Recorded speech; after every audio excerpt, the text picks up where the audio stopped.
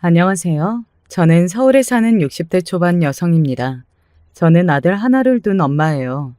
젊었을 때는 자식을 정말 여럿 낳고 싶었는데 어쩌다 보니 아들 하나만 낳게 되었네요. 뭐 그게 다 일찍 세상을 떠난 남편이 이유겠지만 말이죠. 남편은 제가 27이 되던 해에 세상을 떠났습니다. 당시에는 만삭이었는데 그때 뱃속에 있던 아이가 저희 아들이에요. 남편은 아들을 한 번도 보지 못했고 아들은 세상에 나오기도 전에 아버지가 없는 아이가 되었습니다. 사람들은 얼른 다시 재혼을 하라고 있어요. 저희 부모님도 아이는 본인들이 대신 봐줄 테니 얼른 다른 좋은 남자를 만나라고 했습니다. 하지만 저는 그러고 싶지 않았어요. 먼저 떠난 남편에게 미안한 마음, 뭐 그런 것도 크긴 했지만 그 무엇보다 결정적인 이유는 제 아들이었습니다. 그 아이를 떼어놓고 살 수는 없겠다고 생각했었거든요. 힘들지만 행복했습니다. 하루가 다르게 자라는 아이를 보면서 얻는 행복감이 컸어요. 그럴 때마다 남편이 옆에 있었다면 몇 배는 더 행복했을 텐데 하는 생각에 슬퍼지기도 했지만 말입니다. 그래도 좋았습니다. 아들은 엄마가 자신을 너무 사랑하고 또 힘들게 키운다는 걸 알았는지 일찍부터 철이 들었어요. 엄마 고생하는 걸 너무 잘 알고 자신이 늘 엄마를 도와주고 성공해서 저를 호강시켜주겠다는 생각을 하며 자랐습니다. 아들은 그런 마음을 가진 만큼 공부도 정말 열심히 했습니다. 가져오는 성적표는 늘 1등이었어요. 본인이 반드시 성공해서 어머니가 젊은 날 자신을 선택하고 고생만 한 걸 후회하지 않게 해드리겠다 라는 말을 언젠가 했던 적이 있거든요. 저는 이미 단 한 번도 후회한 적이 없다고 말해주었지만요. 아무튼 그래서 아들은 정말 좋은 대학에 들어갔고 그리고 그보다 좋은 직장을 얻었습니다. 그러던 어느 날 사업을 하겠다고 하더군요. 솔직히 걱정이 많이 되었던 것 같아요. 사업이라는 게 쉬운 게 아닌데다가 열심히 한다고 잘한다고 그 순서대로 잘 되는 것도 아니잖아요. 운 같은 것도 많이 중요하기도 하고 말이죠. 저는 진짜 잘할 수 있어요. 한 번만 믿어주세요. 그렇게 이야기하는 아들에게 하지 말라고 할 수는 없었습니다. 제가 아들에게 약한 것도 있기는 했지만 그렇게 하고 싶다고 자신의 의견을 강력하게 이야기한 게 처음이었거든요. 그래서 그게 뭐든 반대를 하고 싶지는 않았던 것 같아요. 그렇게 아들은 잘 다니던 회사를 그만두고 사업을 시작했습니다. 주위에서는 다들 안 말리고 뭐 했냐, 그 좋은 직장을 때려치우다니 미친 거 아니냐, 뭐 그런 말들을 했지만 저는 아들을 믿었어요. 그냥 그 아이는 뭐든 하면 제대로 하는 아이니까 잘 될 거라고 말입니다. 그리고 제 생각은 그대로 맞아 떨어졌습니다. 아들의 사업이 엄청나게 성공을 한 거예요. 아들은 하루가 다르게 바빠졌고 엄청나게 빠른 속도로 소위 이야기하는 부자가 되었습니다. 어느 날은 저에게 이러더군요. 우리 이사가요, 어머니. 어디로? 제가 집은 이미 사뒀어요. 그렇게 이사를 하게 된 집이 서울에서 가장 비싸다는 아파트 중 한 곳이었어요. 사람들은 저에게 어떻게 그런 아들을 뒀냐, 전생에 무슨 덕을 쌓아야 그런 아들을 둘 수 있냐고 다들 엄청나게 부러워했습니다. 저도 그렇게 성공한 아들을 보면서 굉장히 뿌듯했고요. 이제 마음에 걸리는 일은 하나밖에 없었어요.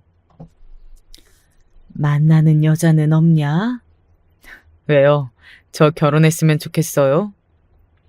아니, 힘든 일 하는 사람이 옆에 힘이 되는 예쁜 아내가 있으면 좋지 않겠냐?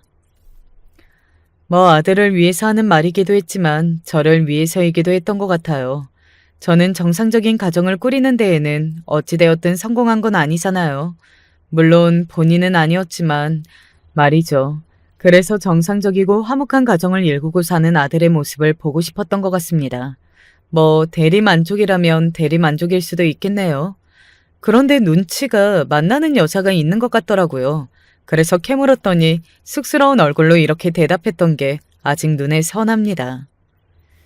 아직은 만난 지 얼마 안 됐어요.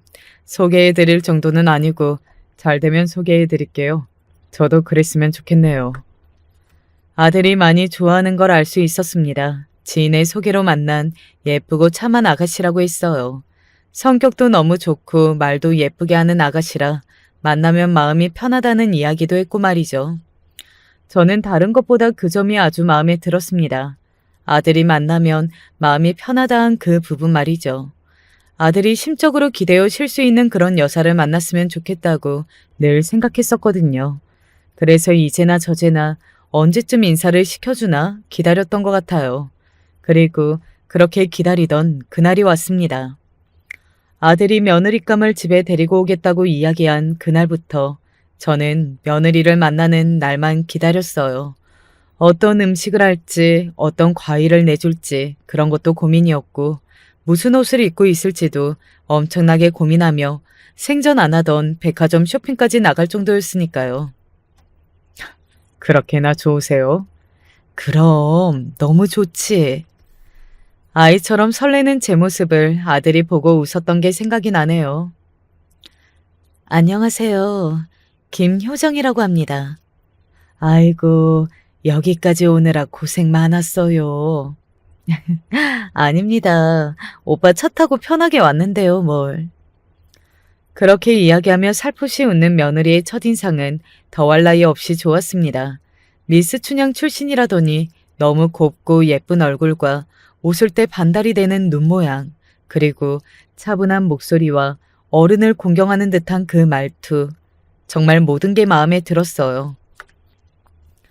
밥을 먹고 과일을 먹을 때 버릇이나 행동들까지 너무나 마음에 쏙 들었습니다. 절대 놓치지 말고 잘해. 알겠지? 마음에 드시나 봐요. 너무 마음에 든다. 저렇게 예쁘고 참하고 게다가 착해 보이기까지 하고 소개해준 사람한테 잘해야 한다. 알겠지? 제가 밥 많이 샀어요. 그래. 앞으로도 계속 네가 사. 제가 마음에 무척 들어하니까 아들은 오히려 웃으며 꼭 결혼해야겠다 하더군요. 지나고 보니 정말 저도 아들도 사람 보는 눈이 정말 없었던 것 같기는 합니다. 아니 그때의 그 모습의 며느리는 누가 봐도 마음에 들어할 모습이었다고 생각은 하지만 말이죠. 며느리는 앞서 이야기했듯 미스 춘향 출신이었어요. 얼굴이 아주 고왔습니다. 게다가 학벌도 좋았고 어머니 아버지 되시는 분들도 다 교육자라고 하셨어요. 뭐 하나 마음에 들지 않는 구석이 없었습니다. 그래서 오히려 걱정이었어요. 그 집안에서 우리 집을 마음에 안 들어하면 어떡하니? 우리 집이 어디가 어때서요? 아무래도 홀어머니는 좋아하지 않으니까. 그런 게 어디 있어요. 만약에 그런 집이면 저도 그런 집으로는 장가 안 들어요. 아들에게 그 이야기를 듣고 나서는 정말 잠도 오지 않더군요. 혹시나 그쪽 집안에서 조금이라도 불편하거나 마음에 안 드는 기색을 보이고 그걸 보고 아들이 결혼을 하지 않겠다 할까 봐서 말이죠. 그만큼 저는 며느리가 마음에 들었었거든요. 하지만 그런 제 걱정은 완전히 기우였습니다. 그쪽 집안에서도 저희 아들을 너무 마음에 들어했다는 이야기를 들었거든요. 그 이야기를 듣고서는 정말 체중이 확 내려가는 듯한 기분이 들었어요. 그리고 참 많이 감사했던 것 같습니다. 따지고 보면 당시에는 아들이 돈을 굉장히 많이 버는 성공한 사업가였잖아요. 그러면 그것만으로도 허락하고 남았을 텐데 그때는 미처 거기까지 생각하지 못했던 것 같아요. 그렇게 저는 마음에 쏙 드는 며느리를 얻게 되었습니다. 결혼을 하고 나서도 며느리는 정말 마음에 드는 행동과 말들을 골라서 했어요. 어머님이랑 같이 살면서 더 친해지고 싶은데요. 그리고 어머님은 혼자시니까 외로우실 거잖아요. 하루아침에 집에 둘이 있다가 하나가 되는 건데. 말이라도 정말 고맙다. 그래도 나는 혼자 있는 게 편해. 저 불편할까봐 그러시는 거면 정말로 저는 정말로 괜찮아요. 정말 진심이에요. 내가 혼자 지내보고 싶어서 그래.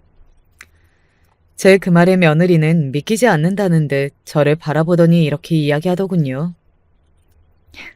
그러면 제가 자주 올게요. 저는 그냥 하는 말인 줄 알았습니다. 하지만 아니었어요. 며느리는 정말 사흘이 멀다고 제가 사는 집으로 와서 함께 밥을 먹고 맛있는 걸 먹으러 나가고 쇼핑하고 좋은 곳을 함께 다녔어요. 이 세상에 이런 며느리도 있구나. 나는 정말 복받은 사람이다 하는 생각을 그 무렵에 정말 많이 했던 것 같습니다. 그리고 실제로 만나는 사람들마다 저에게 그런 이야기를 했던 것 같아요. 어디서 그런 며느리를 봤냐고, 복도 많다고 말이죠. 그 집 며느리 하는 거 보다가 우리 집 며느리 하는 거 보면 내 속만 터진다니까.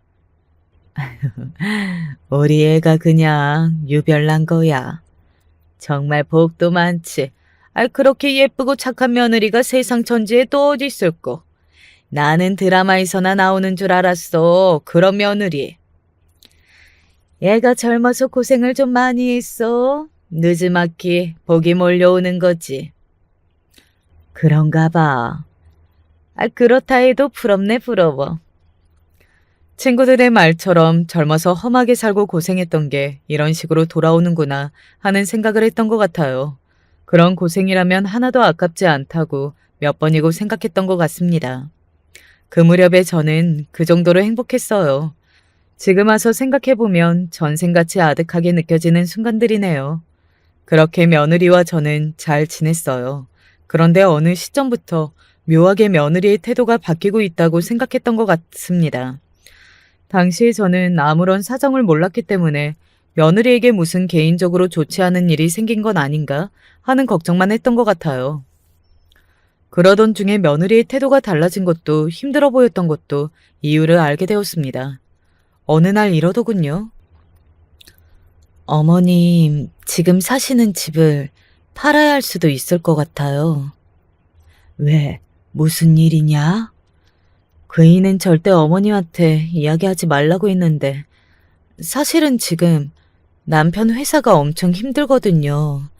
자금난이 심각하나 봐요. 아들의 사업이 잘 풀리지 않는 모양이더라고요. 그리고 돈 문제로 꽤 골머리를 썩이고 있는 게 보였습니다. 저는 집 같은 건 아무런 상관이 없었거든요. 더 좋은 집에 살고 아니고는 하나도 중요한 게 아니었습니다. 나는 어디서 살아도 상관없다. 이 집 팔아서 도움이 된다면 당장 내일 팔아도 돼. 며느리는 제 말을 듣고는 고개를 끄덕이더군요. 그간 며느리가 힘들어 보였던 것, 묘하게 신경질적이었던 것들이 다 이해가 되었습니다. 그렇게 힘든 상황이 닥치면 어느 사람이라도 그렇게 예민해질 수밖에 없죠. 그리고 사실 며느리의 눈치가 많이 보였던 것 같아요. 며느리는 이제 3살 난 손주도 키우고 있었고 그러니 당연히 남편 사업이 힘들어지는 부분에 있어서 더 예민할 수밖에 없는 거잖아요. 저도 제 아들도 잘못한 게 아니지만 그래도 죄인이 된 것 같은 기분을 느낄 수밖에 없었습니다. 아들에게 제가 먼저 이야기를 했어요. 이 집 팔아서 도움이 된다면 나는 아무 데서나 살아도 괜찮으니 팔아도 된다. 그 사람이 어머니한테 이야기했어요? 걔한테 뭐라고 하지 말거라. 얼마나 속이 썩었으면 나한테까지 이야기했겠니. 아들은 괜히 어머니한테까지 이야기했다며 속상해했지만 저는 제가 해줄 수 있는 게 그래도 하나라도 있어서 얼마나 다행이라 여겼는지 모르겠습니다. 아들은 마지막까지 제가 살고 있던 집을 팔지 않으려 했지만 결국은 팔아야 하는 상황이 오고야 말았어요. 아들이 자신이 사는 집부터 팔겠다 했지만 그것만은 제가 극구 말렸습니다. 그래도 한 가정의 가장이고 한데 그러면 안 된다고 말이죠. 그렇게 집까지 팔아가며 애를 썼지만 결국에는 아들아이의 회사는 망했습니다. 그리고 그 이후로 며느리의 태도는 그야말로 180도 바뀌었어요. 돈도 못 벌어오면서 나한테 이래라 저래라 하지 마. 그걸 지금 말이라고 해? 아니 당신이 가장 노릇을 못하고 있으면서 나보고 왜 아내 노릇을 하래? 누가 나 내조 하랬어? 애 엄마가 자기 애는 봐야 할 거 아니야. 내 애이기만 해? 당신 애기도 해. 왜 나보고 애를 보래? 이제 돈도 못 벌어오면서 당신이 애나 봐. 제가 집을 팔고 아들네 집에서 함께 살고 있었거든요. 그래서 매일같이 아들네 부부의 부부싸움을 봐야만 했습니다. 사실 끼어들고 싶을 때가 참 많았는데 그러지 못했어요. 이러나 저러나 사업이 망해서 하루아침에 빈털터리가 된 아들에 대한 죄의식 아닌 죄의식이 있었기 때문입니다. 아들이 며느리의 말처럼 아무것도 하지 않고 방구석에만 있는 것도 아니었어요. 돈을 벌어오진 못했지만 백방으로 다시 사업을 재건할 방법들을 알아보고 다녔거든요. 며느리는 그 돈을 벌어오지 못한다는 이유로 아들을 가장도 아니라며 난리를 쳤지만 말입니다. 애는 당분간 내가 볼 테니까 네 마누라한테는 아무 말도 하지 마. 어머니가 왜요? 쟤도 얼마나 스트레스가 심하겠니? 하루아침에 이렇게 된 건데. 그래도 저렇게 돈돈거리는 사람일 줄은 몰랐는데. 원래 있다가 없으면 더 그런 법이다. 너는 너 일하러 나가. 애는 내가 볼 테니. 그렇게 손주는 제가 보게 되었습니다. 며느리는 집에 붙어있는 시간이 거의 없었고 아들도 사업을 재건하느라 그리고 그 사이에 다른 일을 하느라 정신없이 바빴어요. 그 집에는 거의 손주와 저 이렇게 둘만 있었습니다. 어쩌다 집에 온 가족들이 있는 날에는 좋은 소리가 나오는 일이 없었어요. 서로를 향해 소리만 질러대며 서로의 탓만하기 바빴습니다. 특히 며느라기의 횡포 아닌 횡포는 나날이 심해져만 갔어요. 제가 미역국 싫다고 몇 번이나 말씀드렸잖아요. 선우가 좋아하지 않니? 하하, 아니, 어머님 아들만 입이냐고요. 저는 입 아니에요? 그래도 저렇게 돈 벌러 다니느라 바쁜 앤데. 벌러 나가면 뭐해요? 집에 가져다 주는 돈이 없는데. 그래도 노력을 많이 하고 있으니 조금만 기다려줘도 괜찮지 않겠니? 뭘 조금만 더 기다려요. 저는 이제 더 이상 못 기다려요. 이혼을 하든가 해야지. 그래도 애도 있는데 애 때문에 발목 붙들려서 제 인생을 망칠 수는 없잖아요. 다들 시집 잘 갔다고 그렇게들 부러워했는데 요즘은 나 만나기만 해도 불쌍한 눈으로 쳐다보고 자기들끼리 뒤에서 수군거리는 거 생각만 해도 피가 거꾸로 솟아요. 내가 어쩌다가 저런 놈이랑 만나서는. 몰랐는데 며느리는 늘 다른 사람들이 자신을 어떻게 볼지 그리고 자신이 다른 사람들에 비해 뭐가 나은지 이런 걸 생각하는 사람이었더라고요. 그래서 없어 보이는 걸 아주 싫어했습니다. 아들의 사업이 망한 게 자기 기준에서는 없어 보이는 일이었고 말이죠. 당연히 매일같이 싸움이 날 수밖에 없었어요. 저러다 정말 갈라서게 되는 건 아닌가 하는 걱정이 들었습니다. 그래도 이혼하는 것만큼은 말리고 싶다고 생각했었거든요. 그러던 어느 날이었습니다. 여러분들은 그런 경험해 보신 적이 있으신가요? 모르는 번호로 전화가 왔는데 그건 꼭 받아야 할 것 같은 그런 기분이 든 적 말입니다. 그리고 그 전화가 반가운 전화는 아닐 것 같다는 직감, 그런 거 말이죠. 그 전화가 딱 그랬습니다. 그리고 그런 직감은 언제나 예외 없이 맞았어요. 아들이 병원 응급실에 있다고 했습니다. 무슨 일인지 제대로 설명하지 못하더군요. 아들이 병원 응급실에 있다는 이야기를 듣자마자 그 뒤로는 사실 무슨 생각을 했는지, 무슨 말을 했는지, 그리고 어떻게 그 병원까지 갔는지도 잘 생각이 나지 않습니다. 정신을 차려보니 저는 병원 응급실에 있었고 정신을 차리고 보니 의사에게 아들이 왜 이렇게 누워있는지에 대한 설명을 듣고 있었어요. 다행히 목숨에는 지장이 없지만 그래도 앞으로 상황을 조금 지켜봐야 할 것 같습니다. 깨어나신 뒤에 어떤 후유증이 있을지도 모르고요. 어쩌다 이렇게 된 건가요? 사고인가요? 아무래도 본인이 그러신 것 같은데. 네? 본인이요? 아들이 스스로 극단적인 선택을 한 것 같다는 말에 저는 그 자리에서 무너져 내렸습니다. 사실 아들은 괜찮은 줄 알았어요. 씩씩하게 본인이 할 일도 하고 앞으로 어떻게 살지 이야기도 많이 하고 그런 모습을 봐왔기 때문에 잘 극복하는 줄 알았습니다. 따지고 보면 가장 힘든 건 아들일 건데 그건 마치 생각하지 못했던 거죠. 다행히 목숨은 건졌지만 아들이 그런 생각을 했다는 것, 그리고 그런 행동을 했다는 것, 그 자체가 저에게는 너무나 큰 충격이었어요. 그래서 멍하니 병실 앞에 앉아 있었습니다. 안에는 아들이 누워 있었지만 잠들어 있는 그 얼굴을 보는 것조차 무섭다는 생각이 들더군요. 어머니. 이제야 소식을 들은 건지 며느리가 하얗게 질린 얼굴로 병원으로 왔습니다. 이게 어떻게 된 일이에요? 그 사람 괜찮아요? 나도 모르겠다. 이게 다 무슨 일인지. 다행히 목숨에는 지장이 없다고는 하는데. 그런 제 말에 며느리가 의자에 털썩 주저앉았습니다. 상당히 놀라고 어딘가 생각이 많아 보이는 얼굴이었어요. 저는 며느리도 충격이 크겠지 하는 생각이 들어 가만히 며느리의 어깨를 토닥였습니다. 다른 이야기는 뭐 들으신 거 없죠? 무슨 다른 이야기? 아니, 상황이니까. 그런데 며느리가 어딘가 이상했어요. 남편이 그런 극단적인 선택을 했지만 다행히도 목숨에는 지장이 없이 병원에 잘 도착한 것을 안심하는 사람이 아니라 어딘가 불안해 보이는 모습이었습니다. 그래서 뭔가 이상한 느낌을 받기는 했던 것 같아요. 하지만 당시에는 저도 정신이 없어서 더 깊이 생각하지는 못했습니다. 아들은 생각보다 빨리 깨어나지 못했습니다.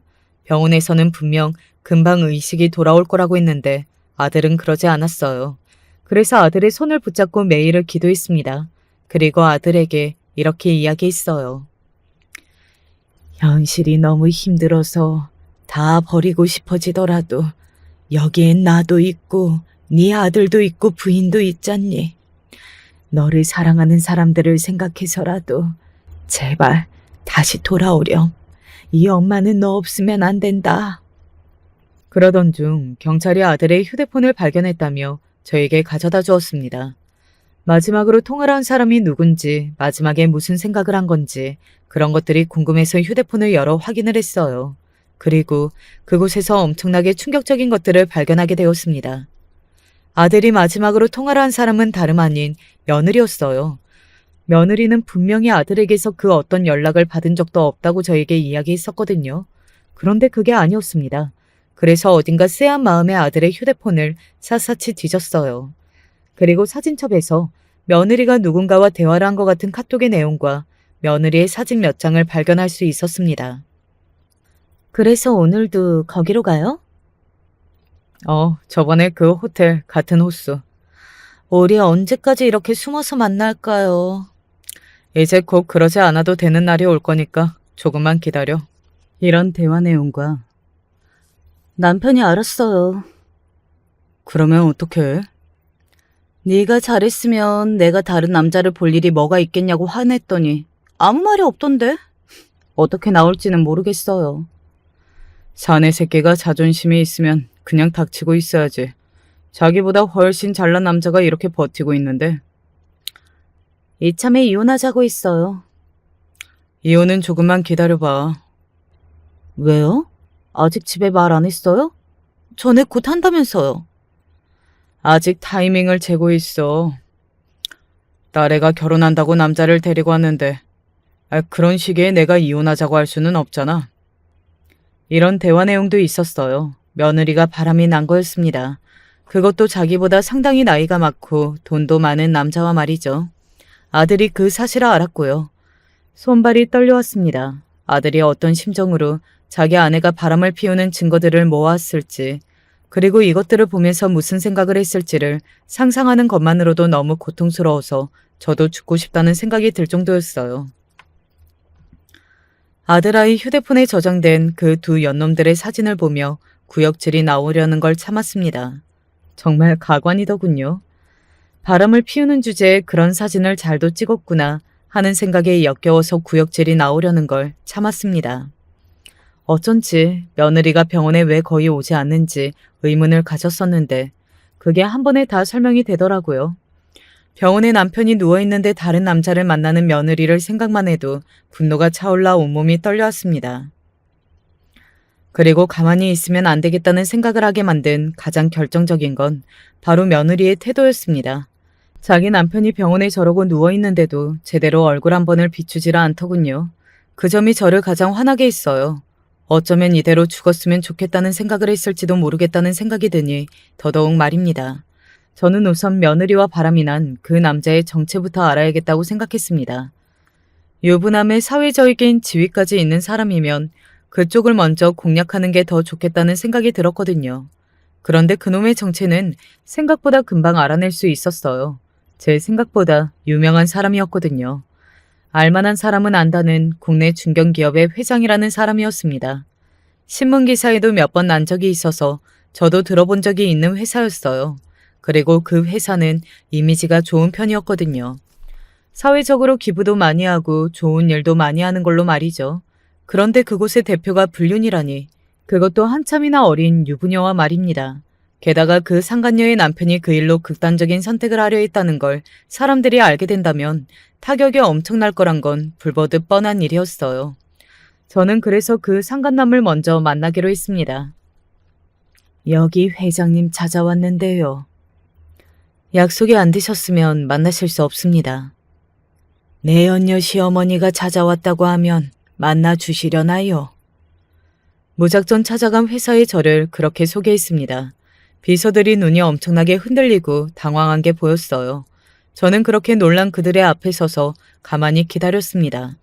그리고 오래 지나지 않아 그 기업의 회장이라는 작자를 만날 수 있었어요. 저를 보고 굉장히 당황하더군요.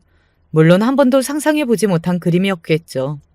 만나던 내연녀의 시어머니가 자신의 회사로 이렇게 찾아오는 그림 말입니다. 여기까지 어떻게요? 지금 여기까지 어떻게라는 말을 하는 거예요, 나한테? 제가 그렇게 소리를 버럭 지르자 저와 몇 살 차이도 나지 않는 그 상간남은 아무 말도 하지 못하고서는 고개를 푹 숙이더군요. 저는 알 수 있었습니다. 그게 본인이 잘못해서 그게 뉘우쳐서가 아니라 지금 이 상황이 너무 쪽팔리고 무서워서 그렇다는 것을 말입니다.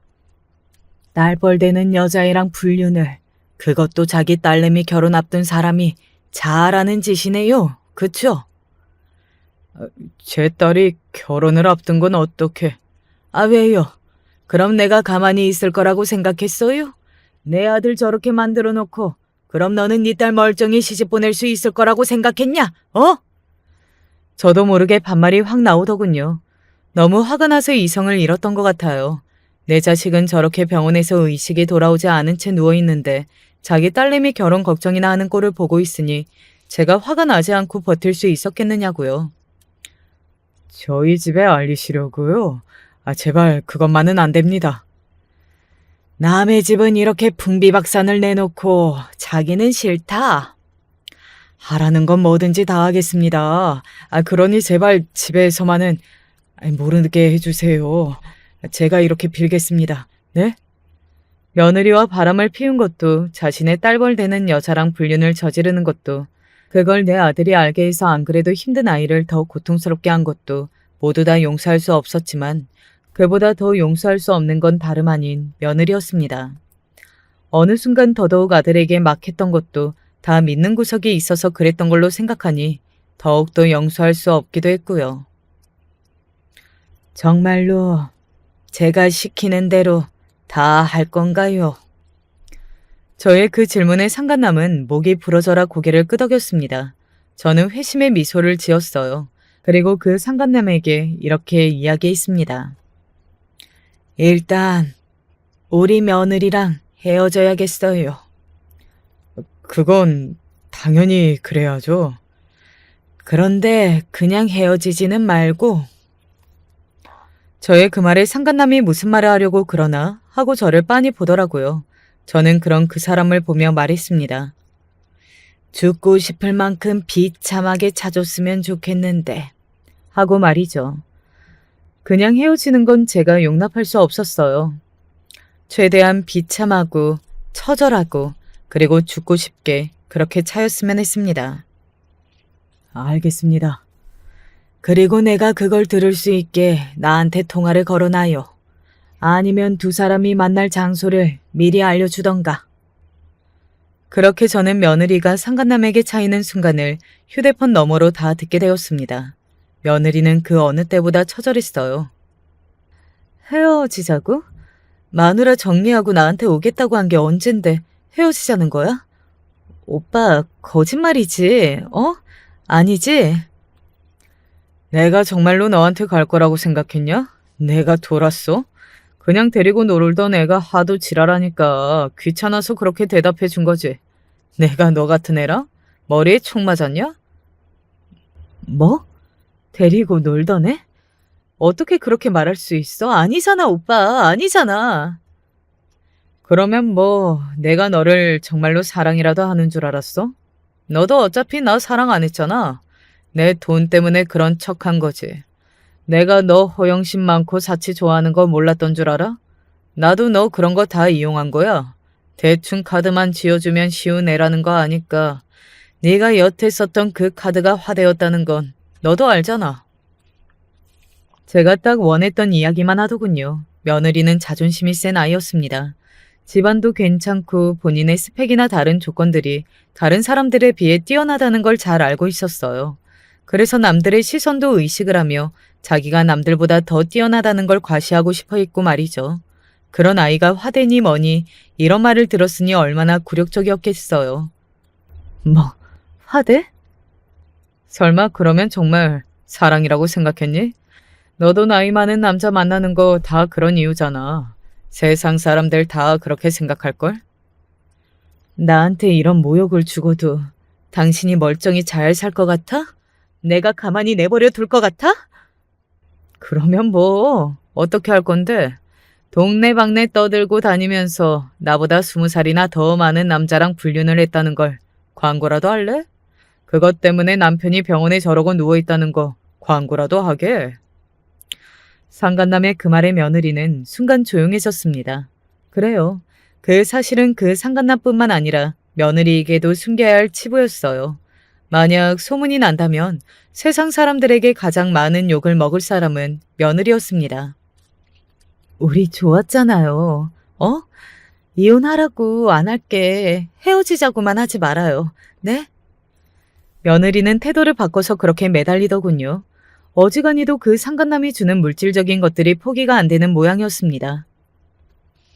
너 이러니까 정말 매력 없다. 돈이 그렇게 좋냐? 어? 진짜 헤어지자는 말이야? 정확히는 네가 나한테 이제 버려지는 거지. 더 이상 여자로서 매력이 없거든. 너보다 어리고 예쁜 애들 널렸는데 이렇게 귀찮게까지 하는 애를 내가 뭐가 좋다고 더 봐주고 있어야 하니? 며느리는 그 상간남의 말에 아무 말을 하지 못했어요. 그리고 너 다음에 다른 남자 구해도 카드 그따위로 쓰지 마라. 이건 뭐 눈치도 없고 양심도 없고 쓰란다고 아주 백화점을 털어요 털어. 인제 와서 그게 아깝니? 그 정도 돈이야 나한테는 껌값이니까 아깝지는 않은데 그냥 네가 너무 속이 보여서 매력이 반감됐다고 이야기하는 거야. 그래놓고 사랑이니 뭐니 그걸 누가 믿니? 어? 너도 그동안 나한테 벗겨먹은 거 많으니까 어디 가서 떠벌릴 생각하지 말고 그 즉시 나는 너한테 준 거 다 받아내기 위해서 소송이라도 할 거니까 너 그거 돌려줄 돈 없잖아. 그러니까 알아서 닥치고 조용히 살아. 알겠지? 그렇게 말하고서는 상간남은 전화를 끊었습니다. 아마 그리고 그곳을 나온 거였겠죠. 그리고 그날 저는 조용히 집에서 짐을 쌌습니다. 바로 며느리의 짐 말이죠.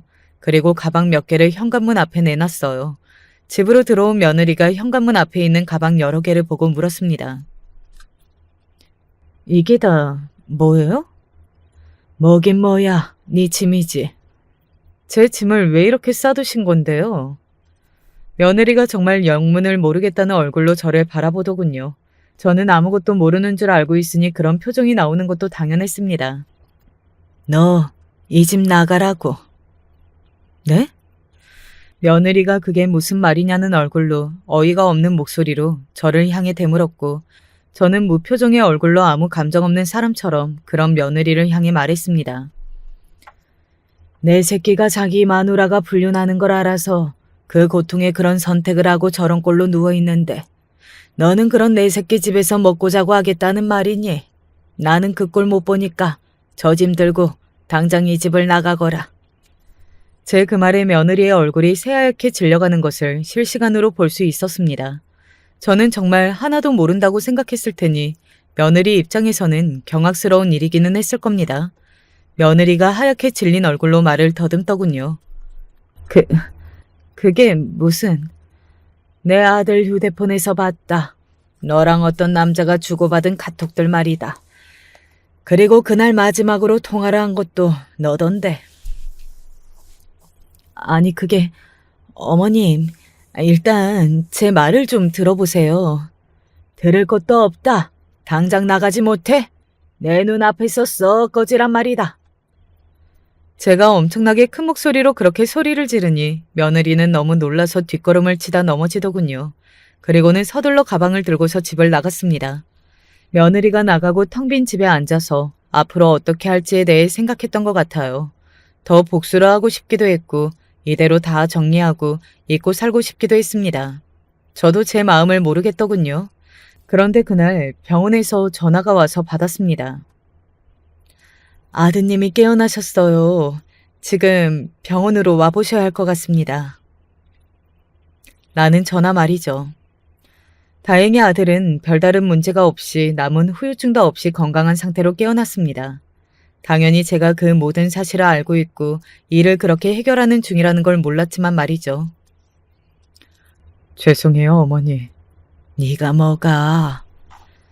어머니랑 민준이를 두고 그런 생각을 하다니 면목이 없습니다.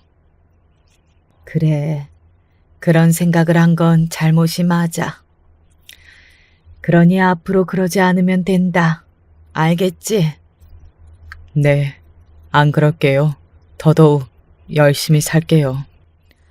아들은 그렇게 이야기하며 울었습니다. 저도 그런 아들을 보며 울었어요. 그리고 아들도 알았을 겁니다.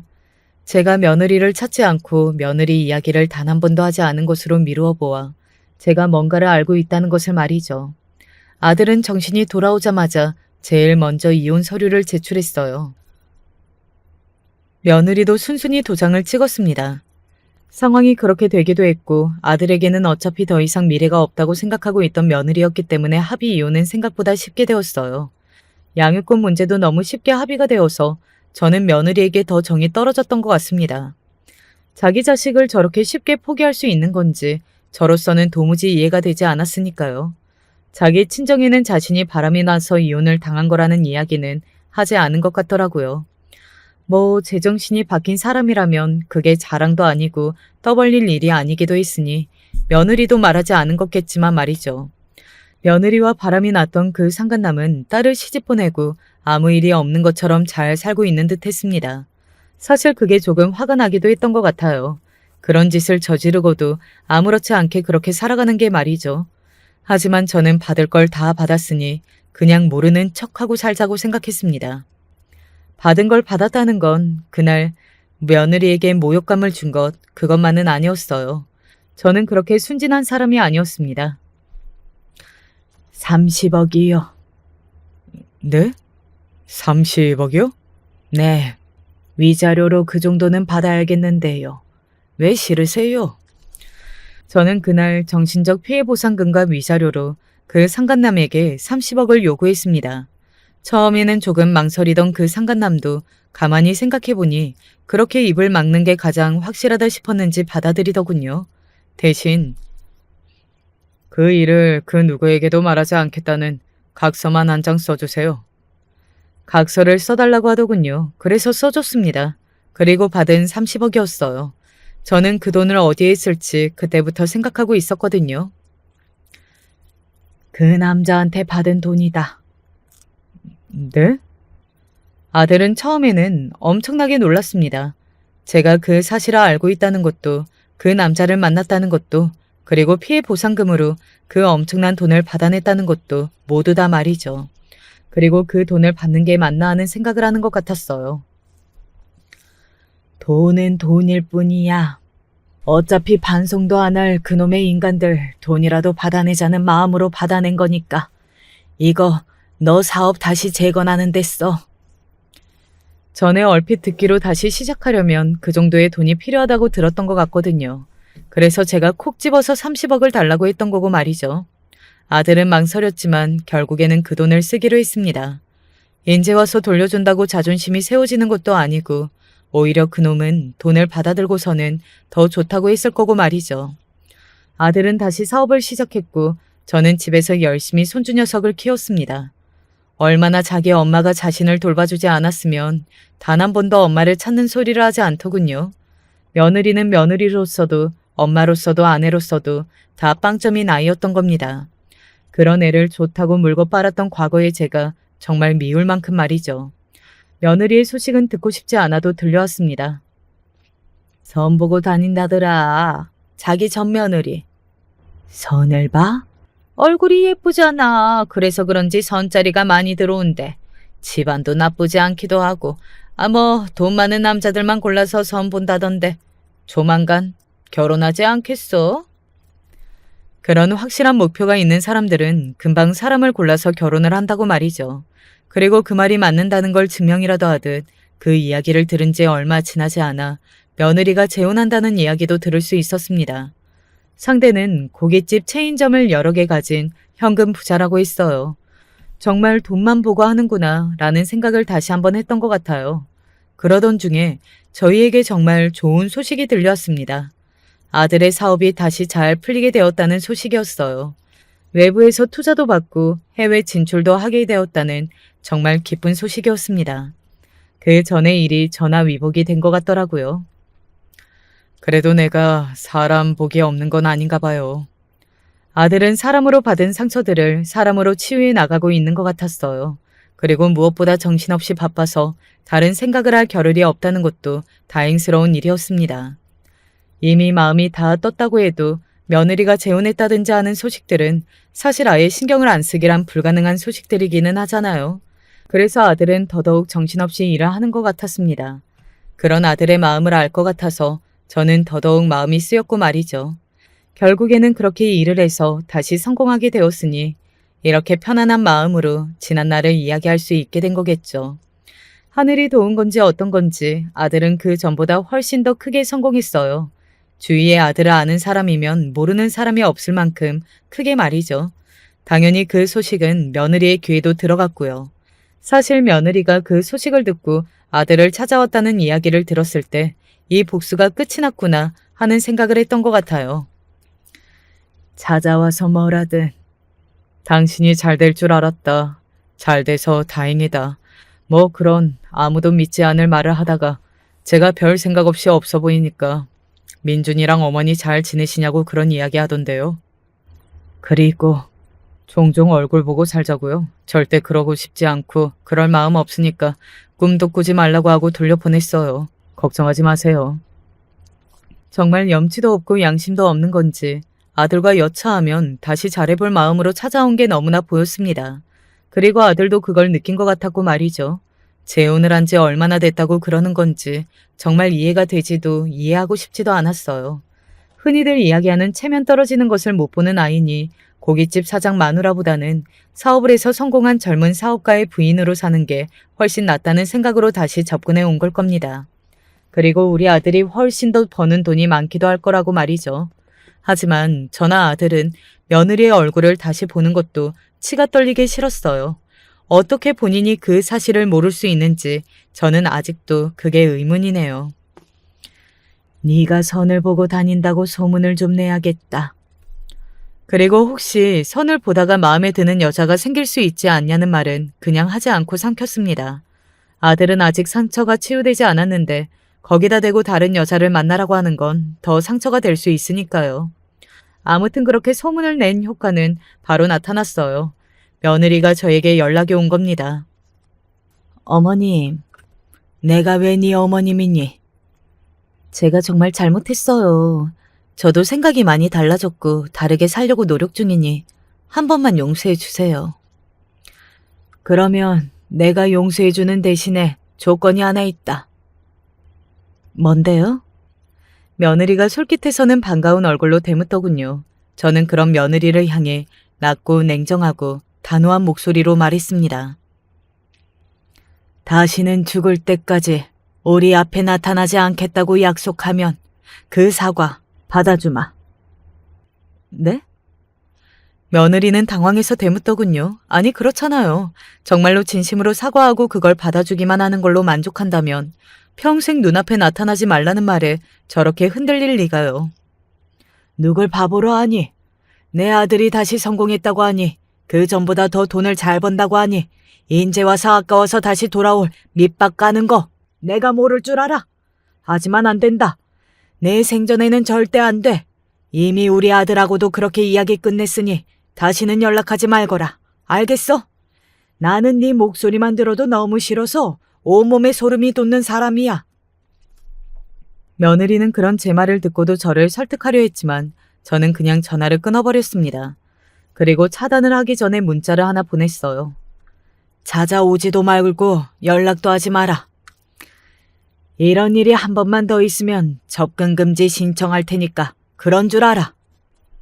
그렇게 더 이상 며느리가 저에게 직접 연락이 오는 일은 없었습니다. 물론 아들아이에게는 주기적으로 연락이 오는 것 같기는 했습니다. 뭐 후회한다느니 그래도 얼굴은 보고 살자느니 아이가 보고 싶다느니 그런 소리를 해댔다는 건 보지 않아도 듣지 않아도 알 수 있었어요. 며느리는 아마 평생을 자기가 가졌다 놓친 것에 대해 후회하며 살게 될 겁니다.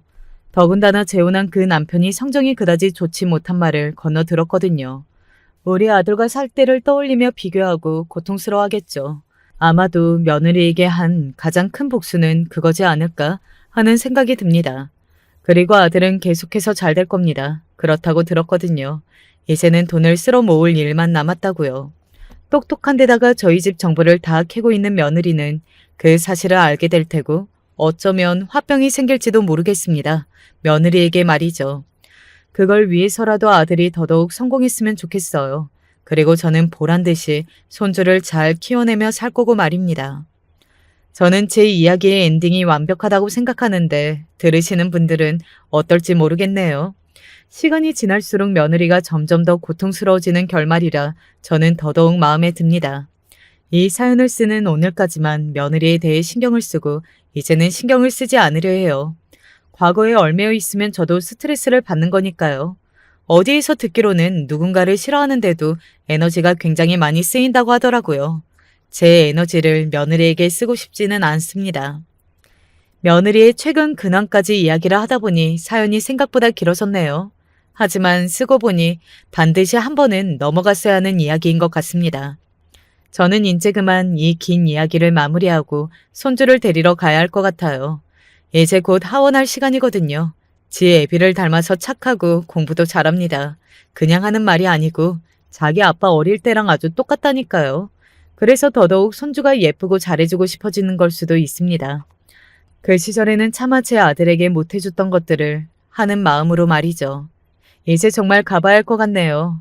마지막까지 제 이야기 들어주시고 공감해 주셔서 감사합니다. 언제 어디서나 늘 건강하세요. 요즘 같은 때에도 시집살이를 시키는 사람들이 있냐고 하던데 저는 충분히 그렇다고 말할 수 있어요. 사실 저만 당하며 산다고 생각하니 너무 억울해서 참을 수가 없는데 또 제 친구들 보면 이 정도로 시댁과 사이가 나쁘지는 않더라고요.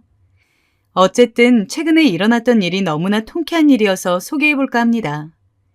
저와 남편은 결혼 3년 차에 시댁으로 들어가게 되었어요.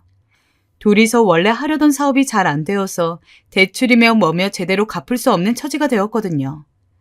원래 제 마음은 저희 친정으로 들어가고 싶었지만 저희 엄마는 아주 얄짤없으셨어요. 냉정하다 못해 찔러도 피가 안 나올 정도로 말을 하시더군요. 수민아, 결혼도 네가 하고 싶다고 해서 했고 사업도 네가 남편 설득해서 한 거 아니야.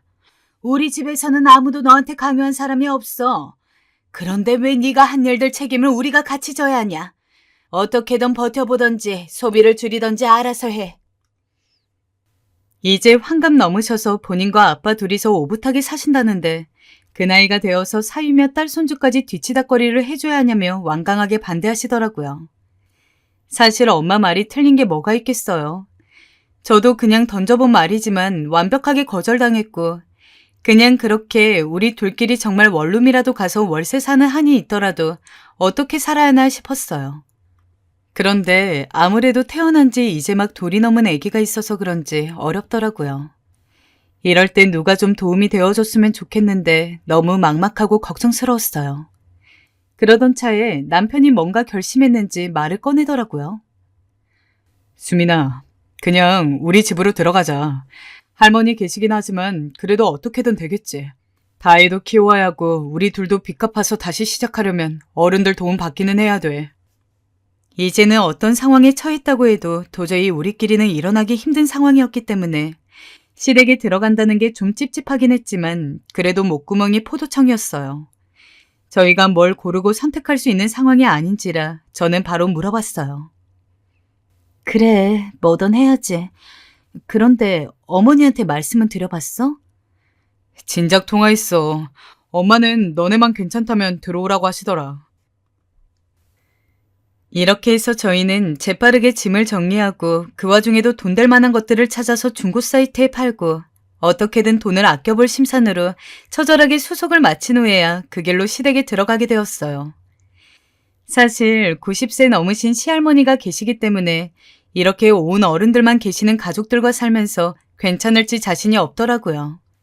그래도 한동안 저는 일을 알아보면서 몇 개월간은 아기를 돌볼 생각이었고 이후에 직장을 구해서 아이를 정식으로 맡길 계획이었어요. 둘이 꽤 많은 대출을 받은 데다가 감당할 길이 없어서 집도 팔고 차까지 팔아야 했기 때문이에요. 사실 저희 부부는 정말 사업이 잘 될 줄 알았어요. 임신 중에 둘이 머리를 맞대고 생각했던 사업을 그대로 진행했고 초반에는 잘 풀려서 괜찮아질 줄 알았어요.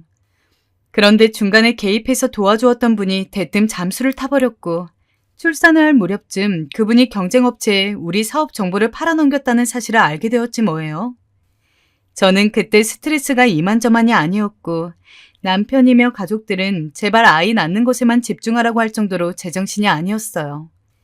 아기를 낳은 지 얼마 안 되어서도 계속 수소문해서 그놈을 잡으러 다녀봤는데 답이 없었고 제 품 안에는 오직 저만 바라보며 밥이며 뭐며 고프다고 울어대는 아기가 있었기 때문에 이도저도 못하는 답답한 상황이 되어버렸더군요.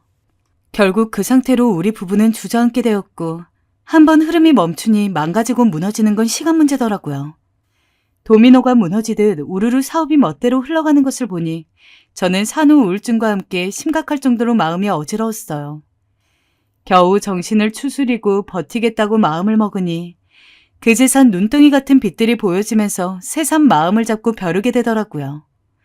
어린 아기도 있고 우리는 아직 젊으니 일단은 힘을 내보자는 생각으로 그런 각오를 다잡고 시댁으로 들어오게 되었어요. 생활비도 당연히 어머니께 얼마 드리지만 한 몇 년간은 오롯이 빚을 갚는 데 집중하기 위함이었는데요. 그렇게 각오를 하기까지도 힘들었지만 왜 한번 사람이 내리막길을 타면 아래에서 계속 발을 묶어두고 못 올라가게 하는 걸까요? 이래서 좀처럼 다시 수면 위로 못 떠오르고 많은 이들이 절망을 하나 봅니다. 생각지도 못한 데에서 제 새로운 우울증거리가 발생하게 되었어요. 그 원인은 바로 저희 시어머니였어요. 수민이 너 아침에 일어났으면 얼른 나와서 밥 차리는 걸 도와야 될 거 아니야. 그래가지고 밥값이나 하겠니? 어쩜 애가 이렇게 흐르니? 밤새 자지 않는 아기를 달래고 겨우 새벽녘에 잠이 들었던 날이었어요. 그나마 예전 직장을 알아보고 다시 다니고 있는 남편이 회사에서 버티게 하려면 밤 시간에 깨서 울어대는 아기를 제가 도맡아서 달래야 했거든요. 새벽 4시쯤 겨우 잠들었는데 어머니는 아침도 아닌 새벽 6시부터 저를 깨우시는 겁니다. 물론 이 집은 제 집이 아니니 어디까지나 시어머니의 생활 패턴에 맞춰야 한다는 것을 저도 알고는 있어요. 그리고 어쩌면 어머니 눈에는 직장 잘만 다니던 아들을 괜히 사업하자고 부추겨서 빚만 잔뜩 지게 만든 제가 미워 보이실 수도 있고요. 그런데 그런 마음이야 다 이해하고 맞춰드리려고 하는데 말도 너무 심하시고 제 몸은 몸대로 점점 축나더군요. 저도 낮 시간엔 잠깐이라도 애를 맡겨놓고 직장을 알아보러 다녀야 했는데 어머니는 조금도 그런 틈을 주지 않으셨어요. 예, 네 할머니는 이가 성치 않으셔서 갈비탕을 드셔도 다 자근자근 잘라서 고기를 드려야 해. 그리고 저기 빨래 좀 다시 돌려라. 용진이 셔츠들도 이참에 다 다리게 꺼내놔. 어머니는 거의 대장이셨어요. 이렇게 지적하고 명령하시고 우만 띄우실 뿐 거의 다 제 손으로 하길 바라셨지 본인은 아무것도 같이 하지 않으시더라고요. 아무래도 이게 제가 이 집에서 살아가려면 그러니까 본인 자식이 아닌 남의 자식이 와서 밥을 축내는 것에 대한 대가로 감당해야 되는 숙명인가 싶었어요. 그래서 일단은 하라는 대로 다 따르긴 했는데 도통 저 혼자 몸이라도 힘든 일들을 계속 시키시는 것이었어요. 애기는 수시로 울면서 놀아달라 밥 달라 졸리다 하면서 짜증내고 하는데 어머니는 그때마다 이중으로 저에게 일거리를 주시더군요. 정말 말 그대로 미칠 노릇이었습니다. 아유, 다혜가 저렇게 우는데 네가 좀 봐야지. 애기를 왜 울리는 거니? 다혜야, 엄마가 꼬집었어? 엄마가 앵앵 울라고 꼬집었어? 할미가 엄마 혼내줄까? 이때는 좀 화가 날 수밖에 없던 게 어머니는 곰탕을 끓이신다고 그 여름에 이것저것 사들고 오셔서는 저를 오전 내내 부엌에 잡아두셨어요. 선풍기 한 대도 없고 창문도 쬐끄맣게 있는 그 부엌에서 땀을 뻘뻘 흘리면서 곰탕 고아지는 걸 보고 이참에 사오신 야채들까지 손질하라길래 몇 시간이고 일을 해야 했어요. 그리고 그 사이 아기가 잠든 걸 확인하면서 계속 왔다 갔다 하고 손으로 부채질해가면서 티셔츠가 완전히 다 젖도록 돌보고 있었는데 말이죠. 어떻게 저런 말씀을 하시는 걸까요? 같은 말이라도 그렇지 어쩜 저렇게 얄밉게 말하시는 건지. 제 자식이 울길 바래서 일부러 꼬집는 엄마가 어디 있다고 말이에요. 가뜩이나 덥고 신경이 예민해져 있는데 저런 식으로 말씀하시니까 너무 화가 나더라고요. 그래도 어쩌겠어요. 이 집에 붙어 살게 된 입장이자 며느리이니 어쩔 수 없이 감내하는 수밖에 없었어요. 땀에 왕창 젖어든 몸으로 얼른 세수하고 닦아낸 뒤 아기를 받아 안아서 달랬어요. 진짜 너무 더워서 탈진하기 직전이었는데 아기는 이제 막 깨서 몸을 움직여대며 안아달라고 난리니 저도 숨이 넘어가겠더군요. 밤새 잠도 2시간도 못 잔 상태로 그러고 있으려니 허리도 너무 아프고 몸이 보통 힘든 게 아니었는데 어머니는 아기가 깨면 예쁜 모습만 잠깐 보시고 저한테 바로 안겨주시면서 우는 애 좀 달래고 어디 가서 뭐 좀 사오라며 또 할 일들을 대기시켜두고 계셨어요. 정말 지금 생각해도 저희 시어머니 대단한 것 같아요. 진짜 이 비유가 맞는지는 모르겠지만 차라리 전 신데렐라가 부러울 정도였어요. 적어도 신데렐라는 집안일이랑 자기네 언니들 시중만 들었지 애기나 안 봤으니까요. 집안일 몇 배의 강도와 육아의 강도는 비교할 수가 없는 것 같은데 그런데도 어머니는 제가 힘들어하는 기색이 보이면 꼭 뒤에다 대고 몇 마디를 얹으셨어요. 수민이 너 그게 뭐가 그렇게 힘들다고 오만상을 찌푸리고 있니? 나는 더했어. 용진이랑 희진이를 매번 하나는 업고 하나는 손에 잡고 이렇게 부엌일했어. 그런데도 시댁 식구들이 하나도 안 도와주고 그렇게 밤이나 낮이나 불러대고 내가 정말 못 살겠다 싶더라. 그런데 너는 누가 이 집에서 너를 그렇게 부려댄다고 맨날 죽상을 쓰고 있니? 네가 그렇게 예민하게 구니까 내가 너 무서워서 뭐 말이라도 걸겠어? 저한텐 이런 말이 참 상처였어요. 뭐 힘드냐고 죽상을 쓰냐 하시는데 사람이 못할 일을 시켜놓으신 어머니 앞에서 표정관리까지 해야 하나요? 하지만 어머니는 저한테 이렇게 대놓고 말하시면서 저희 남편이 퇴근해서 돌아오면 또 얼마나 속을 긁어대시는지 본인 아들 앞에서는 한없이 좋은 시어머니 척을 하시더라고요. 용진이 이거 얼른 먹어. 내가 이거에서 다 맛있게 먹이려고 우리 수민이랑 낮에 얼마나 힘들게 곰탕을 구웠나 몰라. 수민이 너도 많이 먹어라. 그래요? 고마워요, 엄마. 수민이 너도 고생했어. 남편은 아무것도 모른 채 해벌쭉하며 곰탕을 한 입 쭉 들이켰어요. 웃긴 건 시어머니는 그러면서도 남편이 저를 좀 신경 써주려고 하니 그게 그렇게 얄미우셨나 봐요. 아기가 갑자기 울어대니까 제가 실컷 아픈 허리를 부여잡고 다시 아기가 있는 쪽으로 일어나야 했는데요. 그런 절 남편이 붙잡았거든요. 수민아, 너 여기 앉아서 밥 먹어. 내가 아기 볼게.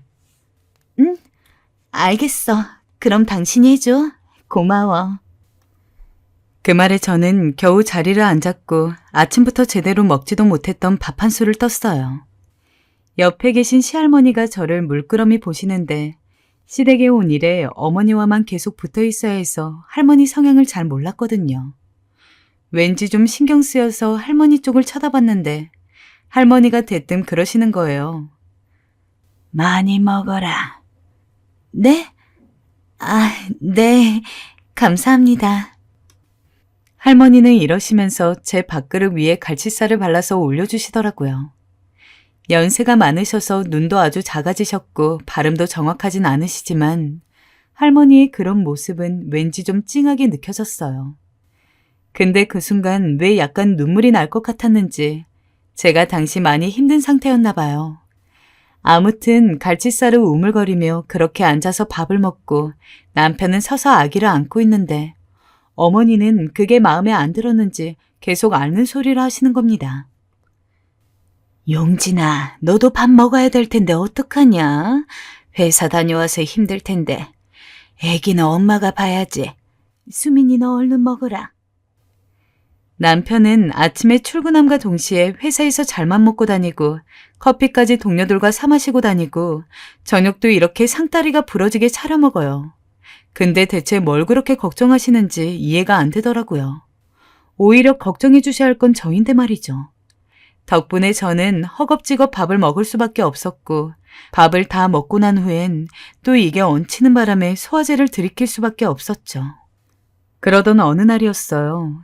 그날도 제가 땀을 뻘뻘 흘리며 부엌에서 일을 하고 있는데 시할머니가 조용히 오셔선 제 입에 단 것을 넣어주시는 거예요. 제가 슬쩍 놀라 할머니를 쳐다봤는데 그저 웃으시며 살살 녹여 먹어라 하곤 다시 들어가시더군요. 조금 당황스럽기도 하고 저한테는 거리가 먼 존재의 분이라 낯설기도 했는데 갑자기 입안에 사탕을 넣어주시니 할머니께서 그래도 나를 좋아하셨나? 하는 생각이 들더라고요. 그동안은 정말 시할머니와 별다리 교류가 없었거든요. 그런데 그 후에도 시할머니께선 종종 저를 챙겨주셨어요. 딱히 크게 무언가를 도와주셨다기보다는 제가 빨래를 개고 있으면 불편한 몸으로 오셔서 옷 몇 개를 자기 방으로 가져간다든지 하는 정도였어요. 그래도 그게 어디예요? 아무것도 안 하고 명령질하는 시어머니보다야 훨씬 나았죠. 그런 시할머니를 보고 있자면 괜히 옛날에 저에게 잘해주신 할머니 생각도 나고 그랬네요. 저는 어렸을 적에 부모님이 바빠 할머니 손에 자랐는데 지금은 돌아가셨지만 그때 저희 할머니도 굉장히 옛날 분 같지 않게 다정하시고 좋은 분이셨거든요. 우리 손주, 우리 이쁜 손주 하시면서 제 남동생과 차별하지 않으시고 공평하게 대해주신 분이었어요.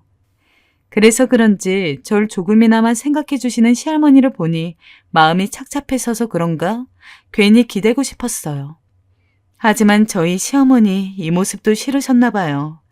어느 날은 시할머니와 함께 빨래를 개며 TV를 보고 있었는데 시할머니 안색이 조금 안 좋으시더라고요. 어디 아프신가 해서 여쭤봐도 고개를 저으시고 그때 남편에게 들은 말이 생각이 났어요. 허리가 좀 안 좋으셔서 수술을 몇 차례 받으셨는데 그래도 자주 통증을 느끼신다고 하더라고요. 그 말이 생각나자 저는 할머니께 바로 말씀드렸어요. 할머니, 잠깐 여기 누워보세요. 제가 안마해 드릴게요. 할머니는 고사리 손으로 뭘 하겠냐고 됐다고 손사래를 쳤지만 저 다른 건 몰라도 안마 하나는 진짜 자신 있었거든요. 저한테 안마 받은 사람들은 돈 주고라도 또 받고 싶다고 찾아올 정도로 손이 야무졌어요. 그래서 전 시할머니께 한 번만 절 믿고 누워보라 하시곤 꼼꼼히 허리를 만져드렸어요. 할머니는 처음엔 많이 아프신지 신음소리를 몇 번 흘리시더니 나중엔 아유, 시원하다. 어쩜 이리 시원하냐? 하며 좋아하시더군요. 할머니가 그렇게 좋아하시는 모습을 보니 저도 내심 뿌듯해서 더 야물딱지게 만져드렸죠. 그런데 갑자기 뒤에서 차가운 공기가 흘러나오는데 고개를 돌려보니 시어머니더라고요. 시어머니는 독살스러운 눈빛으로 절 보더니 한마디로 얹으시는 겁니다. 일 다 안 끝내고 뭐하니? 저 할머니 허리가 아프신 것 같아서 마사지 좀 해드리고 있었어요. 할머니는 그런 거 받으시면 더 아파하셔. 얘가 뭘 모르면서 나서긴 그러다 큰일 난다. 얼른 너 할 일부터 해라. 아니, 방금 전까지 좋아하시면 시원하다 하는 거 못 들으신 걸까요? 분명 본인도 들었을 텐데 제가 일 안 하고 노닥거리는 게 싫었던 건지 이건 거의 뭐 악덕 사장이었어요. 시할머니도 이걸 보시면 뭐라고 말을 하고 싶은 기색이었지만 시어머니가 화난 얼굴로 쿵쿵대며 와서 티를 잔뜩 내고 계시니 그냥 들어가시더라고요. 시어머니는 할머니가 들어가시고 나서도 제게 계속 구박에 구박을 얹으셨어요. 사람이 자기 할 일은 하고 뭐든 해야 한다는 둥 기억도 나지 않는 잔소리를 하셨죠. 시어머니는 제가 시할머니와 있는 모습을 유독 싫어하셨어요. 제가 시할머니와 붙어 있을라 치면 저에게 갑자기 장을 보러 오라던가 아기를 보러 가라든가 하는 식으로 말이죠. 처음엔 그런 부분들이 어이가 없었는데 시간이 지나니 도대체 왜 저러나 싶더라고요. 어느 날은 제가 또 뭔 소리를 들을까 싶어 할 일을 다 끝내고 나서 시할머니와 함께 아기를 보고 있는데 시할머니께서 아이가 무척 이쁘셨나 봐요. 여 이쁜 것, 우리 용진 얘기 닮아서 이쁘구나. 하시며 아기를 매만지시는데 그 모습이 좋아 보여 제가 저녁을 차리러 부엌에 들어갈 때도 일부러 시할머니와 아이가 같이 있도록 두었어요. 그런데 그날 밤 정말 무섭게도 시어머니가 저를 대뜸 자기 방으로 부르시더니 팔짱을 턱 꼬고 그러는 겁니다. 예, 너 아무리 그래도 네 시할머니에게 하는 태도가 그게 뭐니? 네? 그렇게 할머니 거리면서 붙어 있으면 어쩌냔 말이다. 할머니는 피곤하시고 연세도 많으셔서 주무셔야 하는데 네가 그렇게 옆에서 치대니까 할머니께서 잠을 잘 수가 없잖니. 아까도 보니까 할머니가 애기 보고 있더만. 아이, 어머님, 그게 아니고요. 할머니가 아이를 좋아하셔서 일부러 놔둔 거예요. 변명하기는 너 솔직히 말해라. 애 보기가 귀찮니? 아니 애 엄마가 어쩌자고 애 보는 걸 귀찮아하니? 들으면 들을수록 어이가 없어 뭔 말을 하고픈데 시어머니는 이미 뭐 제 말 같은 건 들을 생각도 안 하셨어요. 어떻게든 꼬투리 잡아 엮을 생각밖에 안 하시더라고요. 그러면서 계속 할머니 문제를 들먹거리셨죠. 앞으로 할머니 옆에 가지 말아라. 알았니? 네가 어리고 하니까 어쩔 수 없이 받아주시는 거지. 자꾸 그러면 못 써. 그런데 그때였어요. 호랑이도 제 말하면 온다고 갑자기 시할머니께서 들어가도 되냐 하시더니 어머니 방으로 들어오시더군요. 어머니는 놀라서 벌떡 일어났고요.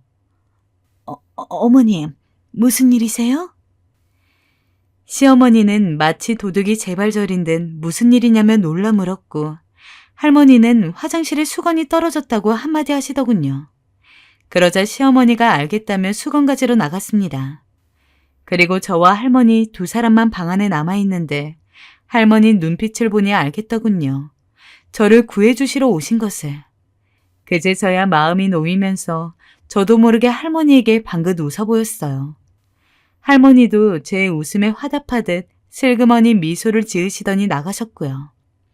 하지만 그나마 할머니가 저를 정감 있게 챙겨주신 모습 하나에만 집중하고 싶을 정도로 저는 무척 피로감이 커져 있었어요. 이 일이 발생하면서 이젠 정말로 견디지 못하겠다는 생각을 하게 됐는데요. 당시 제가 안 될 거라고 생각하며 이력서를 넣은 직장에서 연락이 온 적이 있어요.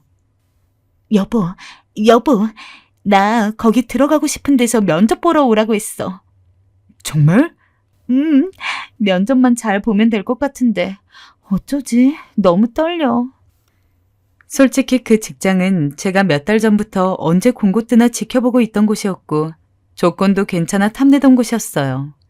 저도 저지만 남편도 제가 여기서 연락이 왔다 하니 무척 좋아하더라고요. 이곳에만 들어가면 빚 갚는 건 문제 없을 것 같고 초조해졌던 마음도 내려놔질 것 같았어요. 게다가 시어머니와 마주칠 일이 없으니 그게 가장 좋았죠. 저는 혹여나 몰라 일단 남편에게만 먼저 얘기하고 남편과 함께 말씀을 드렸어요. 면접이 있으니 이날은 외출을 해야 한다 하고요. 어머니도 남편이 있어서 그런지 뚱한 표정으로 그래?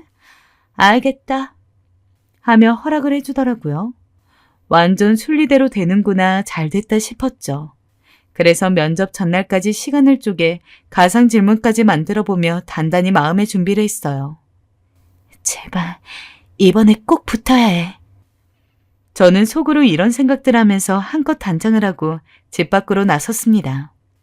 근데 집에서 나온 지 5분 정도 지났을 때였을까요? 시어머니로부터 갑자기 전화가 걸려온 거예요. 그때부터 느낌이 쎄했습니다. 허나 무시할 수는 없었기에 일단 전화를 받았어요. 어머니, 무슨 일이세요? 예, 이걸 어쩌니? 내가 너한테 깜빡하고 말을 못했는데 내가 오늘 동창 모임이 있어서 나가봐야 하는데. 네? 갑자기 동창 모임이라뇨. 그것도 그걸 면접 당일날 말해주는 게 어디 있나요? 지금 나가셔야 하는 거예요? 그래, 미안하다. 나도 어쩔 수가 없네. 까먹고 있다. 이제 문자를 받았지 뭐니. 아무래도 애 보는 건 힘들 것 같고 지금 딱히 맡길 데도 없는데. 집에 시할머니가 있긴 했지만 몸이 불편하신 시할머니에게 아기를 맡길 수도 없는 노릇이었습니다. 정말 미칠 것 같더라고요. 이게 얼마만의 기회인데, 어떻게 온 기회인데. 다급한 마음에 저는 남편에게까지 전화를 하려 했어요. 근데 세상에 그걸 가로막으시며 그러는 겁니다. 아니, 면접이 뭐 오늘만 있는 것도 아니고 다음에 보면 되지. 걔한테 전화해서 뭐라 하게? 애 보러 오라게? 어머니, 그럼 어떡해요? 당장 맡길 데가 없는데 그럼. 어머니가 일찍 말해주셨어야죠. 이땐 저도 신경이 예민했던 터라 저도 모르게 날카로운 말이 나갔습니다. 근데 시어머니는 더 하셨죠. 무책임의 끝을 보여주시면서 저에게 당장 들어오라 하시더군요. 예, 그게 내 잘못이니? 나도 몰랐다 했잖아. 아무튼 나 지금 준비하고 얼른 나가야 하니까 네가 집으로 지금 들어오거라. 끊는다. 그때 처음으로 대낮에 길거리에서 눈물이 다 났습니다. 왜 그렇게 눈물이 났을까요? 아마도 시어머니로 인한 스트레스와 기회가 좌절되었다는 생각, 원망, 분노. 이 모든 게 한데 섞였던 것 같아요. 솔직히 면접을 위해 동창회 같은 건 한 번쯤 포기해 줄 수도 있는 건데 전혀 그럴 생각도 없으시고 저희 사정 뻔히 알면서 그러시는 시어머니가 너무 얄밉고 원망스럽더군요. 결국 저는 그날 터덜터덜 다시 집으로 돌아갔고 애를 보며 하루 종일 울었습니다. 남편이 나중에 집에 들어와 퉁퉁 부은 눈을 하고 있는 저를 보고 왜 그러냐 놀라 묻는데 더 억장이 무너지더라고요. 나 면접 못 갔어. 시어머니가 동창회 약속 있다 해서 거기 가야 한대서 못 갔어. 어떡해? 정말? 그거 붙었어야 우리 빚도 갚고 여기서 나갈 수도 있었는데 이제 어떡해. 근데 같이 아쉬워하고 슬퍼할 줄 알았던 남편이 다른 말을 하는 게 아니겠어요? 여기서 갑자기 눈물이 싹 식어버렸습니다. 우리 엄마가 동창회 약속이 있다고? 엄마 지금 그냥 내가 아는 동네 친구분이랑 놀고 있던데? 남편의 말이 끝나는 그 순간 슬픔이 와장창 깨지며 충격과 분노가 솟구쳐 올랐습니다. 한마디로 시어머니는 동창회 간다고 거짓말을 하고 본인 친구랑 놀러 나가신 거지요. 이유는 뭘까요? 뻔합니다. 저 면접 못 보게 하려고 한 거죠. 너무 기가 찼습니다. 아무리 저 부려먹는 게 좋아도 그렇지 어떻게 사람이 그런 거짓말을 할 수가 있나요? 이건 진짜 도가 지나치단 생각이 절로 들더라고요. 그날 저는 마음속으로 한 가지 결심했습니다. 차라리 이런 상태로 매번 어머니한테 시달리느니 진짜 우리들끼리 작은 원룸이라도 얻어서 나가는 게 낫겠다고요. 그렇게 해서 몇 달에서 1년 가까이 좀 허리띠를 졸라매고 살다가 이후에 아이를 어린이집에 맡기고 일하는 게 나을 것 같았어요. 왜냐면 어차피 어머니는 이미 아기를 봐주시는 것도 무엇도 아니었고 제가 일을 알아보러 외출하는 것도 거짓말까지 해가며 하나하나 트집을 잡으셨으니 이렇게 본인 집에 묶어놓고 종처럼 부리실 생각인 것 같더라고요.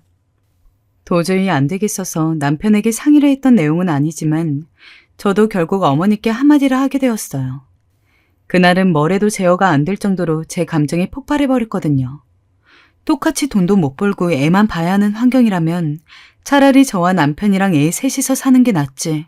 뭐하러 여기서 어머니한테 시달리며 살아야 하는 걸까요? 어머니, 빚을 갚는 게 목적으로 이 집에 온 건데 제가 나가서 일도 못하게 이렇게 붙잡아 두시면 어떡해요? 결국 이러면 저는 다른 방법을 찾는 수밖에 없어요. 벌써 여기 들어온 지 얼마나 됐는데 자꾸 이렇게 집에만 있으라고 하시면 다음 달이라도 저는 용진 씨와 함께 원룸이라도 얻어서 나가겠습니다. 예상은 했지만 역시나 어머니는 앞뒤 안 보고 소리를 고래고래 지르면서 눈이 벌개지시더군요. 근데 화내시는 것보단 내용 자체가 너무 황당하고 소름 끼쳤어요. 뭐야? 수민이 너 내가 고분고분 받아주니까 지금 장난하니? 누구 맘대로 나가? 누구 마음대로 나가냐니요? 들어올 땐 니네 마음이었어도 나가는 건 안 된다는 건지 너무 당황스러운 소리를 하시더라고요. 내가 내 몸 끌고 우리 수중에 남은 돈 갖고 다른 집 얻어서 나가겠다는데 이걸 왜 어머니 허락을 받아야 하는 걸까요? 그러면서 말도 안 되는 넋두리를 늘어놓으면서 가슴을 치시는데 까딱하면 제가 잘못한 걸로 저도 착각할 뻔했어요. 아이고, 이것이 이제 나한테서 아들을 뺏어가려고 하네. 내가 내 명에 못 살아. 아이고, 내가 이제는 며느리한테 이런 대접을 받는구나. 아이고, 용진 아빠, 나 이러고 삽니다. 너무 당황스러우니 말이 잘 안 나오더라고요. 넋놓고 그런 어머니 모습을 보고 있는데 정말 어머니의 저런 부분은 제가 도저히 맞춰서 따라갈 수 없는 부분이었고 보고 있자니 이제는 질려버릴 정도였어요. 말을 더 잇기도 싫고 이날 저도 엄청나게 한계에 치달았었는데 어머니는 아예 이 기회에 저를 완전히 꺾어놓겠다고 생각하셨는지 더 악을 지르시더라고요. 그래, 너 나갈 거면 어디 나가봐. 대신 곱게는 못 나가. 내가 너한테 뭘 어쨌다고, 무슨 죄를 그리 지었다고 협박을 해야 되는 거야? 우리 아들 돈을 갖다가 죄다 써버려 놓고 뭐가 어쩌고 어찌? 너희 집에서도 안 받아준 거 내가 받아준 거다. 이게 고마운 줄 모르는 거야? 기가 막혀서 원. 요즘 젊은 것들이 아무리 시애미를 물러본다고 해도 그렇지. 어디 시집살을 우습게 보고 말이야. 너는 기본적인 태도가 안 되어 있어. 아유, 엄마, 왜 그런 말씀을 하세요? 엄마 때문이 아니고 그냥 저희가 나가고 싶어 그래요. 뭘 나 때문이 아니야? 얘가 그러잖니. 내가 계속 지 집에 묶어두면 나가겠다고. 이게 협박이지 뭐니? 너 시애미 협박하면 천벌받아 이거사. 알아? 어머니는 곧 죽어도 제 탓만 하시면서 저만 자기 아들 앞길 막은 인간 취급하시더라고요. 이쯤 되니 저는 기가 막혀서 어머니가 하시는 말을 어느 정도 흘려듣게 되었어요. 그런데 제가 대강 들으려고 하는 걸 곧에 눈치를 채셨는지 선을 넘으시더라고요. 근데 갑자기 그때 방문이 열리면서 웬 소리가 들렸어요. 뭐가 이렇게 시끄러워? 평소 이 시간에 낮잠을 주무시는 할머님이 나오신 것이었어요. 아무리 봐도 이때 어머니가 너무 소리를 악악 질러대시기도 했고 안 깨시는 게 이상할 정도였어요. 제 딸도 깨서 웅얼거리는 소리가 들릴 정도였으니까요. 할머님은 벌개진 제 얼굴과 어머니를 번갈아 가면서 보시더라고요. 애미, 너 뭐 하는 거냐? 이 소리는 어머니가 저한테 한 소리가 아닌 할머님이 어머니께 하시는 소리였어요. 어머니는 계속 저를 향해 어깨를 들썩이며 사납게 노려보고 계시다가 할머니가 부르시니 소리를 억지로 죽이시더군요. 아무것도 아니에요, 어머니. 그냥 대화 좀 하고 있었어요. 대화는 무슨, 내가 안에서 다 들었는데 뭘 아니라는 거냐? 용진이 애기랑 왜 그러는 거야? 그냥 이 아이가 잘못한 게 있어서 야단을 좀 치고 있었어요. 어머니 다시 주무세요. 제가 알아서 할게요. 할머님이 끼어들게 되니 이 거칠고 숨막히는 공기가 조금 옅어지는 것 같았는데 다시 사나워지게 되었어요. 할머님은 생각보다 무서운 분이셨거든요. 너는 내가 우습게 보이냐, 진짜? 네? 네? 저와 어머니는 동시에 대답했어요. 90세쯤 되신 할머님이 어디를 보는지 모르겠는 작은 눈으로 덤덤히 말씀하시는데 그게 왜 그렇게 무섭게 들렸을까요? 저한테 하시는 소리일 것 같지 않았지만 왠지 모르게 긴장하고 있던 사이 그새 할머님이 어머니 쪽으로 몸을 기울이시더군요. 내가 이 집에 있는데도 지금 큰 소리를 내고 있어? 네가 염치가 있긴 하냐? 내가 너 조용히 있으라고 몇 번을 말했냐? 저는 어머니가 그렇게 궁지에 몰린 듯한 표정을 짓는 걸 처음 봤어요. 어머니는 잔뜩 겁먹은 얼굴로 조용조용 말하더라고요. 어머니, 방에 들어가셔요. 제가 들어가서 말씀을 드릴 테니까. 니는 진짜 언제 정신을 차릴 거냐, 응? 그리고선 순식간에 할머님은 어머니의 묶은 뒷머리를 잡아서 아래로 낚고 채시는데 나이 드신 분이 어쩜 그렇게 힘이 세신 건지 그래서 저 연세껏 아직 간병인 안 쓰시고 집에 계신가 싶었어요. 일단은 그걸 떠나 이 상황이 너무 겁이 나서 말이 제대로 나오지도 않더라고요. 어머니는 그대로 확 꺾여 주저앉으셔서 저에게 얼굴이 안 보이도록 돌아앉으시는데 모든 게 순식간에 일어난 일이라 저는 너무나 어버버했어요. 그리고 할머님은 그대로 딱딱하게 할 말을 쭉 하시는데 듣는 내내 무슨 아코디언이 쫙 펼쳐졌다가 줄어들 듯 너무 충격적인 내용이라서 입이 절로 벌어지더라고요. 대체 우리 어머니는 뭐가 그렇게 잘나서 그동안 저에게 무시를 했던 걸까요? 듣는 내용이 모두 너무나 충격적이라 남편도 그만 입이 벌어졌어요. 네가 우리 영식이 두고 밖으로 나돌며 바람펴대던 걸 내가 영식이랑 어린 용준이 불쌍해서 봐주고 걷어주고 네가 잘하겠다고 해서 눈 감고 사라졌더니 적당히 해야지. 도가 지나친 거 아니야. 네가 2번이나 싸돌아다니며 그 짓거리를 했어. 너 그거 다 잊어버렸냐? 응? 할머님의 발음이 분명하진 않지만 주르륵 쏟아내며 소리 지르시는 내용들을 종합해보니 우리 어머니는 평범한 인생이 아니셨더라고요. 남편이 어렸을 때 바람을 피셨고 이후로도 한 번 더 피셨다가 그때는 할머님에게까지 걸리게 되었던 모양이에요. 그래도 할머님은 아버님과 제 남편을 생각해서 어떻게든 덮고 넘어가셨고 대신 이 집에서 같이 모시고 사는 조건으로 봐주셨던 것 같아요. 또 90세가 넘으셨으면서도 쉬게 되신 거지. 그전에는 제법 정정하셨기 때문에 밥이며 뭐며 본인이 며느리로 혹여라도 들볶는 모양새가 될까 싶어 홀로 다 해오셨던 것 같아요. 어머니는 완전 삶은 오징어처럼 얼굴이 벌개지셔서는 맞받아치시는데 물론 본전도 못 건지셨죠. 어머니, 이건 얘랑 제 일이에요. 그러니까. 그리고 네가 무슨 시집살이를 했다고 그러냐? 네 나 덕분에 편하게 살지 않았냐? 네가 하도 집안일을 못해서 내가 다 해버렸는데 네 한창 똘끼 부리고 다니던 40대도 안 시켰던 시집살이를 60 넘어서 당해보려? 그래야 정신 차리겠냐? 어머니, 아니 그게... 너 똑바로 말해봐봐. 내가 네 시집살이를 시켰냐고?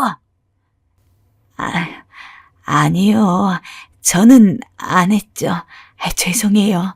어머니, 제발 이것 좀 놔주세요. 애들도 있는데. 그러니까 결국 우리 어머니는 시집살이라곤 해본 적이 없던 사람이었어요. 그러면서 괜히 저한테 별 고생을 다 해본 양 온갖 죽은 소리를 해가면서 부려먹었던 거고요. 본인도 제대로 해본 적이 없으니 저한테 잔뜩 시켜가면서 안 해도 될 일거리까지 만들어가며 자기 밑으로 아랫사람이 들어온 걸 누리고 싶었던 거였고요. 그러니 그런 제가 나간다고 하니까 저 난리를 피운 거예요.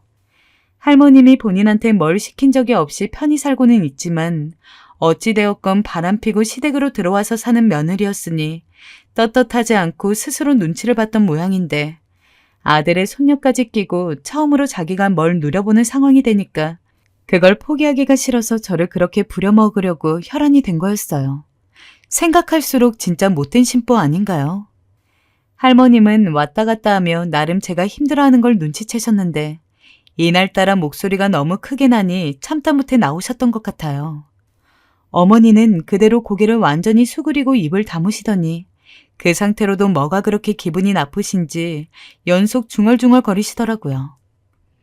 너 할 말 있으면 입 벌려서 말해라. 확 주둥이 비틀어버리기 전에. 저는 내내 입을 벌리고 그냥 멍하니 벽에 기대 서 있었고 어머니는 그대로 해골마냥 입을 쏙 집어넣으시는데 웃으면 안 되는데 왜 그 광경이 이렇게 웃긴 걸까요? 할머님이 어머니에게 있어 이런 존재일 거라고는 진짜 꿈에도 생각을 못했어요. 아마 이렇게 화를 내신 적이 별로 없지 않았을까 싶더군요. 그리고 할머님은 그렇게 호통을 치시더니 저를 쓱 보고 딱 한마디만 하셨어요. 용진에게 네 할 말 있으면 하고 살아. 사람이 떳떳하면 할 말 해도 되는 거다. 네가 바람을 폈냐 뭘 했더냐. 남편 끼고 새끼 끼고 잘 살아보려다 그리 된 게 아니냐. 네 있고 싶을 때까지 편히 있어라.